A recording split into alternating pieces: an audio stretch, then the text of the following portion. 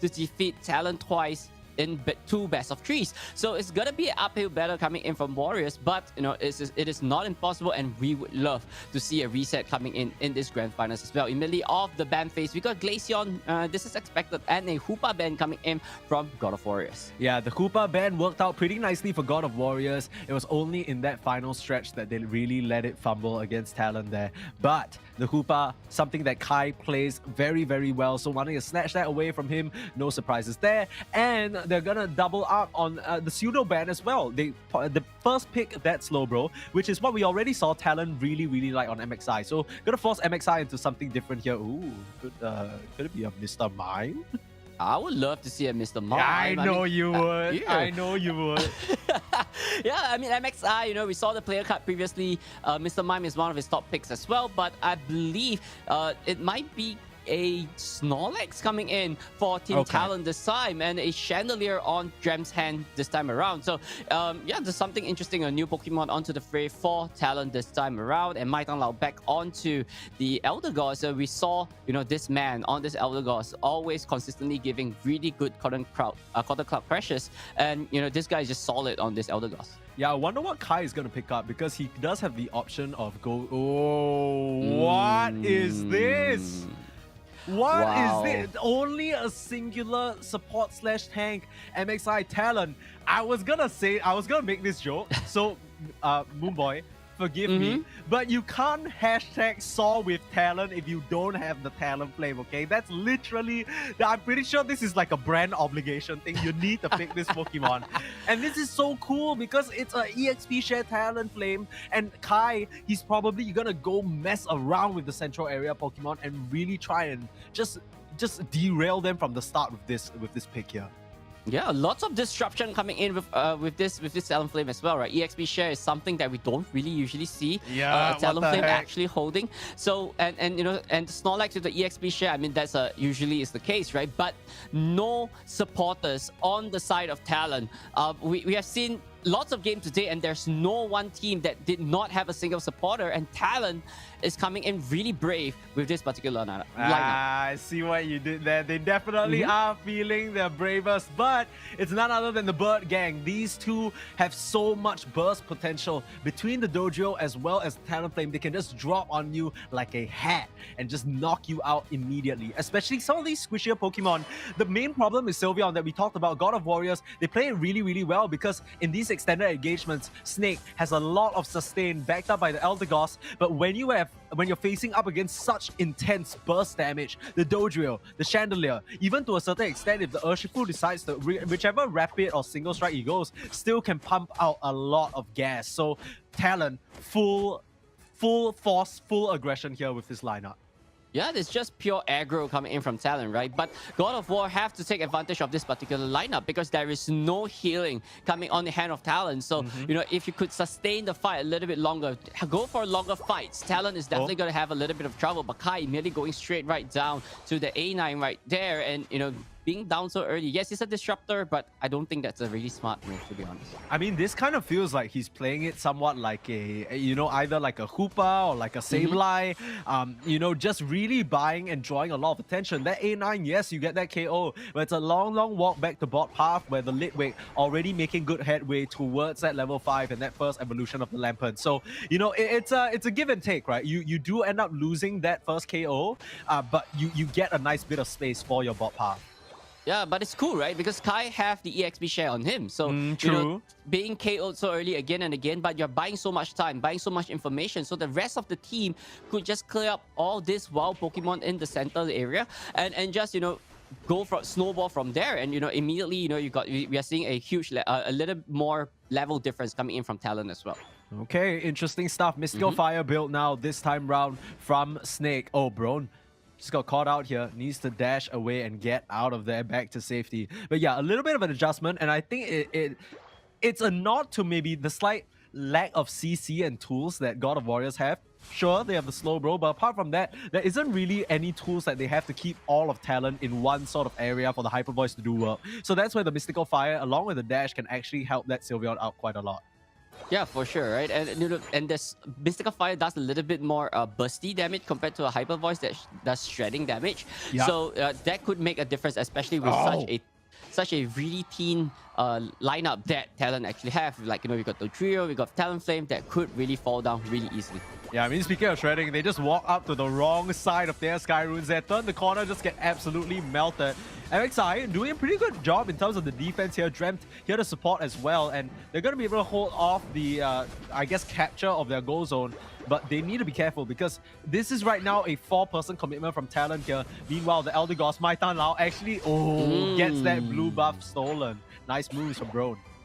Yeah, that's a really nice move from Brone as well, immediately targeting onto their red buff. So it seems like we know what Talon is doing, right? They're just taking all the wild Pokemon away, taking all the buffs away, and at the same time disrupt God of Warrior as much as possible. This is something that we haven't seen in the Winners Bracket Finals previously. So this is a totally new style of Talon in this matchup. Yeah, I'm loving this a lot. It's definitely sending God of Warriors for a bit of a loop here. They're not exactly sure where they should be on the map right now. And forcing the Fairy Frolic out from Snake. He's going to get out of that one relatively scot-free. Meanwhile, backside, triple trample all the way through again. Just buying time, buying space, and getting that Regirock for free, what it feels like. Just a couple of Unite moves used, and they're not done just yet. Talon heating up right now. Now they want to force the issue on this Tier 1 Gozo.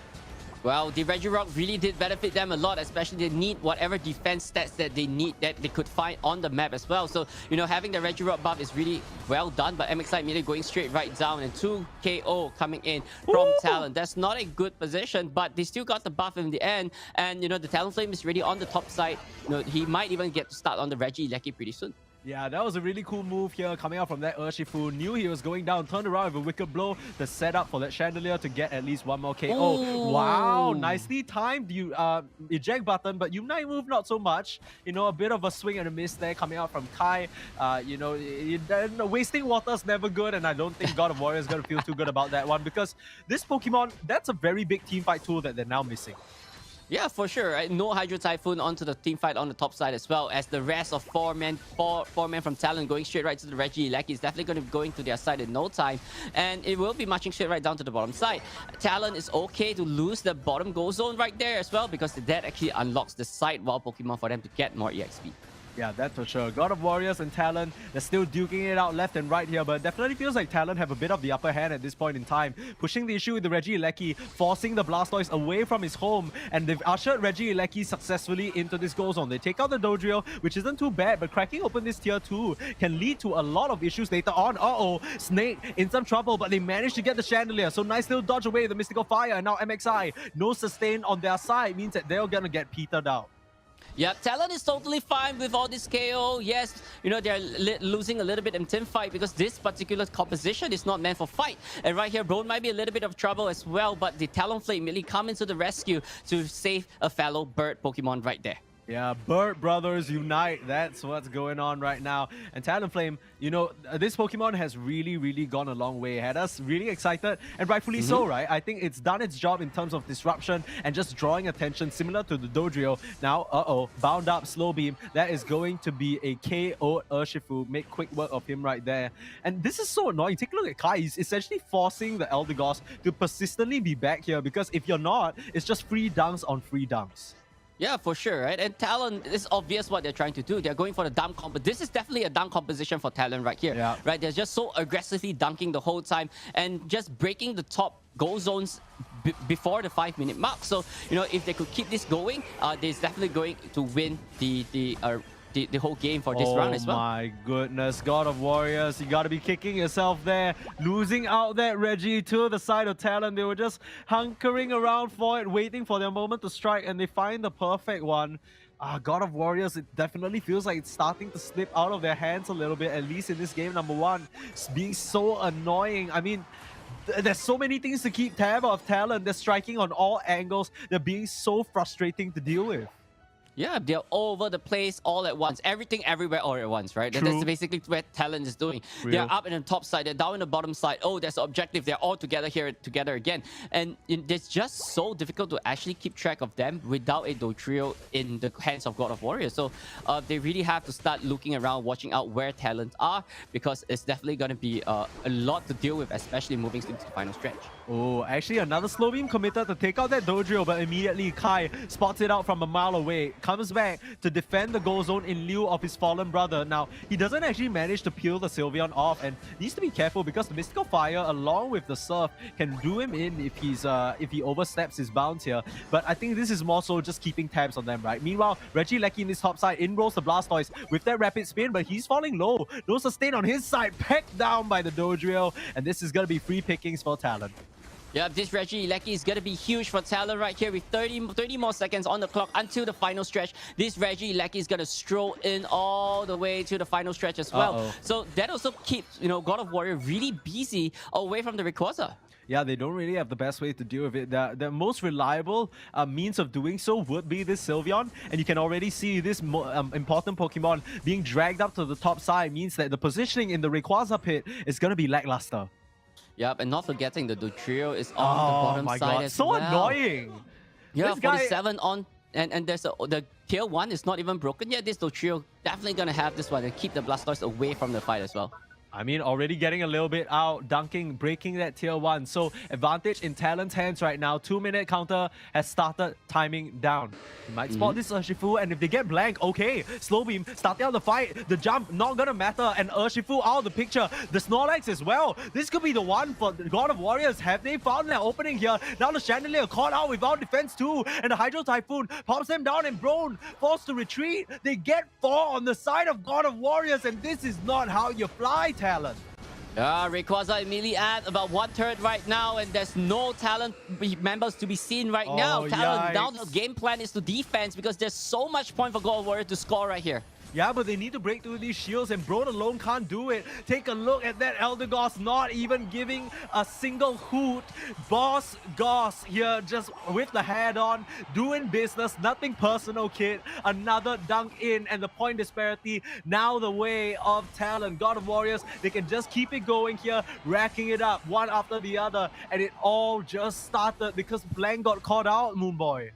Yeah, this composition is not meant for team fight, and God Warrior was stuck together so closely like a ball back then, and just go for the telekinesis or even the slow beam onto Blank and just take him out, and there's not much, there's no finisher or there's no objective stealer on the side of Talon. Yeah, and this is exactly one of the concerns we had about their draft. They don't really have any supportive measures or ways to break their allies out of these bouts of trouble. The second the Slowbro pops that Unite move, you're basically toast. Now, they're trying for a last-ditch hurrah here, dunking in, gets a 40, but no more HP, no more backup. Only 3 members, but the whole Legion of God of Warriors here to say hello, and they might take down Snake, but it's gonna be a bitter fate to end game number 1 Talon. That is not how they wanted it to go. Yeah, Talon literally, went on a really aggressive kind of like a strategy right here, but it didn't pay off for them. Yes, they are the winner. They are in the winning brackets, winners brackets right here. But losing this round like that, I don't think that is a really smart move because that literally put them on the back foot as well. So maybe they have to go back to the drawing board. This strategy might not work against God of War.